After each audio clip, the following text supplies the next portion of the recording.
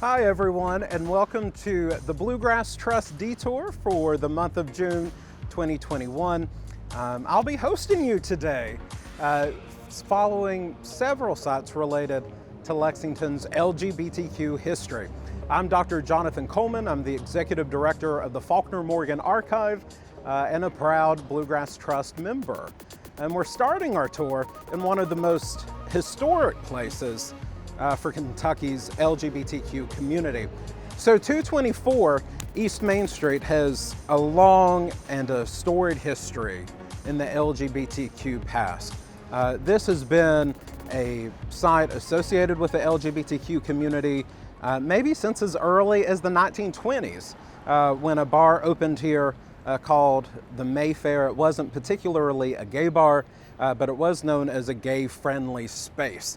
It went through several iterations, including the Southern Cocktail Lounge, but it's 1964 when this space becomes the Gilded Cage. And that is when it becomes really the first openly gay bar at this site. Ran by a gay male couple originally from Chicago named John Hill and Estelle Wilson. The Gilded Cage allowed for things like male couples to dance together, female couples to dance together, and it also allowed for drag shows. The bar would change names several times. It would become Johnny Angel's, the Living Room Bar, and eventually the Bar Complex. And even though it's a bar, it's much more than that to Kentucky's LGBTQ community. It's a site of activism and community as well.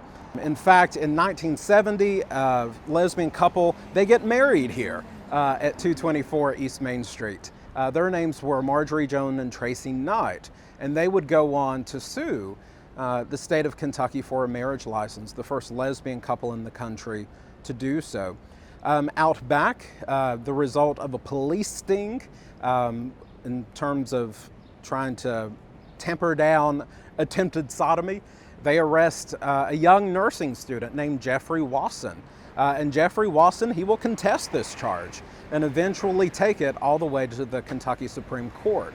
And Kentucky will be the first state to overturn its consensual sodomy laws after the advent of AIDS. And that case will eventually lead to a sort of snowball effect. Other states start similar trials, similar contestations, and eventually in the state of Texas, they'll go to the United States Supreme Court and they'll win that case. So it's a bar, but it's way more than that to Kentucky's LGBTQ community. So we are now outside of the Lyric Theater on East 3rd Street. And this was built during a time of segregation. This was Lexington's black movie house and performance space. And here on October 14th, 1960, the Lyric Theater was raided by Lexington police. The Lyric Theater was hosting a black drag show, and two of the queens, one of whom was named Princess DiCarlo, they were arrested for lewdness. This marks a real shift in Lexington history. For decades, Lexington had experienced a vibrant, well-celebrated black drag culture, probably the most famous performer being Sweet Evening Breeze. Sweet Evening Breeze was born James Herndon in Georgetown, Kentucky, sometime in the 1890s.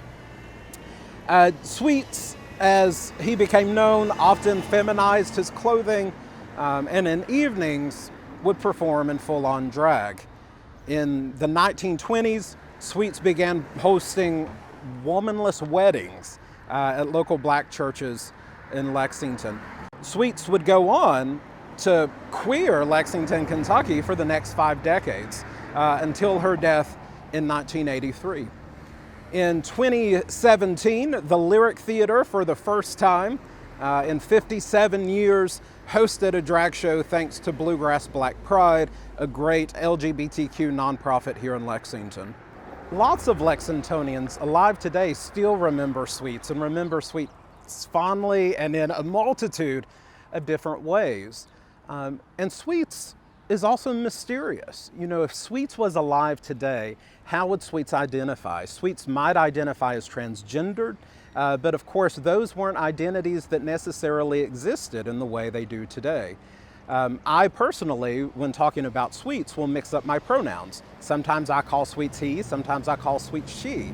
And that was a really common way for folks to talk about sweets, to mix up pronouns even within the same sentence. So long before a modern trans identity existed, people realized the ambiguity of pronouns when talking about Sweet Evening Breeze. So we are now out on West 3rd Street, outside of the home of Henry Faulkner. Henry Faulkner lived in this home from the 1960s until his death in 1981. Henry Faulkner became a renowned painter, just as famous for his quirky habits and impish adventures. An orphan from eastern Kentucky, Henry was, from a very early age, very open about his sexuality. And this often came with a great price. He was arrested numerous times, imprisoned in psychiatric hospitals, and in fact this house would be raided by the Lexington police as well. But that never seemed to stop Henry, always completely dedicated to letting people know about his rights to be an openly gay man.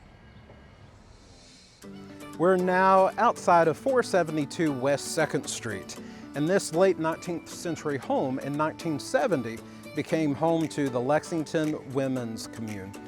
This collective of feminist, mostly lesbian identified women used this site not only to live but to hold consciousness-raising groups, to build community, and to disseminate information. And they had women from all across the state of Kentucky come here to learn and sometimes to live with them, creating a robust lesbian feminist community here in Lexington. In fact, it would break out into a number of collectives that were spread out not only in Lexington, but throughout the central bluegrass region. And many of those women are still very much involved in LGBTQ activism to this very day. If you'd like to learn more about Lexington's LGBTQ history, there's a lot more to learn. You can request copies of our Pride of Place walking tour, Lexington's LGBTQ history, from our website, www.faulknermorgan.org. You can also pick up copies at the Faulkner Morgan Archive, the Lexington Visitor Center, or the offices of the Bluegrass Trust. You can also learn more in the new issue of Preservation Matters. Check out our article, Out of the Closets and Into the Streets, coming to your mailbox pretty soon. Thank you again for joining us for this special Pride Month detour. I'm Dr. Jonathan Coleman from the Faulkner Morgan Archive and a proud Bluegrass Trust member. Make sure you join us next month for July's Detour 2.